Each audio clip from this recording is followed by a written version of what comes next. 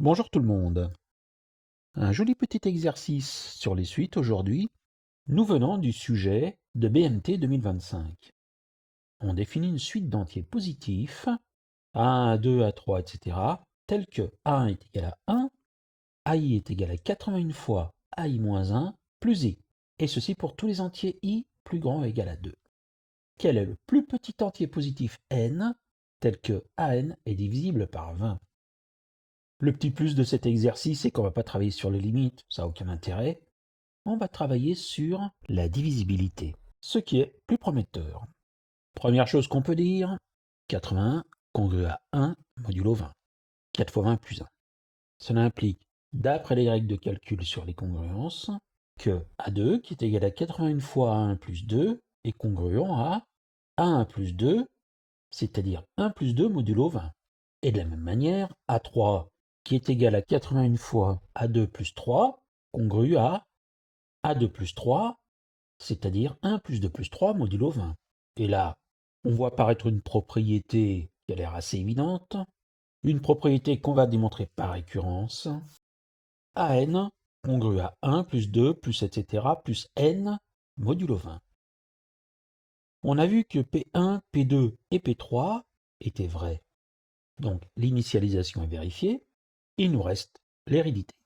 C'est une hérédité qui est assez simple à démontrer. On va supposer qu'il existe une valeur n0 pour laquelle P de n0 est vrai, et on va se poser la question, qu'est-ce qui se passe pour P de n0 plus 1? Est-ce que la propriété est vraie au rang n0 plus 1 ou pas?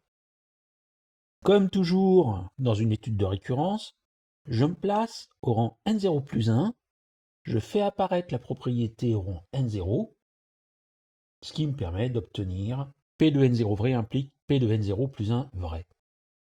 Donc, on y va. n0 plus 1, c'est, d'après l'énoncé, 81 fois n0 plus n0 plus 1, qui est congruent à n0 plus n0 plus 1 modulo 20, c'est-à-dire 1 plus 2 plus 3 plus etc. plus n0 plus n0 plus 1 modulo 20. L'hérédité est donc vérifiée, la propriété est donc vraie pour tout n. Une fois qu'on a ça, ce qui est demandé dans l'énoncé, c'est de trouver la plus petite valeur de n pour laquelle an est divisible par 20. Donc, on cherche 1 plus 2 plus etc. plus n, qui est égal à n facteur de n plus 1 sur 2, divisible par 20. Divisible par 20, ça signifie que c'est divisible par 5. Autrement dit, ça s'écrit k fois 5, ce qui implique encore que n facteur de n plus 1 est égal à 10k. Mais on a aussi que divisible par 20 implique divisible par 4. Donc, n facteur de n plus 1 divisé par 2 est égal à 4 fois p, qui implique que n facteur de n plus 1 est égal à 8p.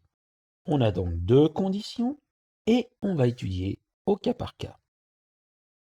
Si on prend par exemple n est égal à 5, ça va impliquer que n plus 1 est égal à 6, et n fois n plus 1, dans ce cas-là, ça vaut 30. Mais 30, c'est pas divisible par 8. Si maintenant n plus 1 est égal à 5 cette fois-ci, ça va impliquer que n est égal à 4. Et n facteur de n plus 1 est égal à 20. Et ça, c'est pas divisible par 8. Donc, on ne retient pas. Maintenant, si n est égal à 10, eh bien n plus 1 est égal à 11. Ça implique que n fois n plus 1 est égal à 110. 110, c'est 2 fois 55, donc c'est pas bon. N plus 1 est égal à 10, ça implique que n est égal à 9. N facteur de n plus 1, dans ce cas-là, est égal à 90. 2 fois 45, pas bon. Par contre, si n est égal à 15, n plus 1 vaut 16, et n facteur de n plus 1 est égal à 160 plus 80, 240, et 240, c'est 3 fois 10 fois 8. C'est donc divisible par 8, c'est divisible par 10, ça passe. Et on obtient effectivement la plus petite valeur possible. Conclusion, la plus petite valeur de n qui vérifie l'énoncé est 15.